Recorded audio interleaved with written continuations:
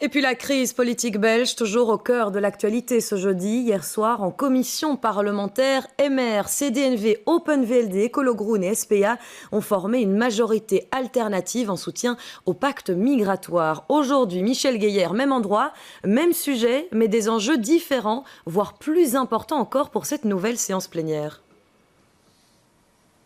Ah oui, parce que justement, comme ce sera la séance plénière, eh bien, ce sont l'ensemble des députés, mais aussi le Premier ministre qui seront là en personne pour dire le bien ou le mal qu'ils pensent de ce pacte des migrations des Nations Unies. On rappelle, au départ, la NVA avait dit pas question que Charles Michel aille à Marrakech marquer son soutien. Et puis finalement, la NVA a un petit peu évolué en disant bon, Marrakech, c'est une séance protocolaire. Ce qu'il ne faut surtout pas, c'est que le pacte soit signé par le Premier ministre. Et puis finalement, oui, il pourrait être signé, mais uniquement au nom du Parlement, pas au nom du pays. Des évolutions, des circonvolutions même dans les positions de la NVA qui visiblement affaiblissent le parti nationaliste au sein même du gouvernement. Je vous donne quelques extraits des éditoriaux de la presse flamande, très très critiques à l'encontre de Bart De Wever et de sa formation.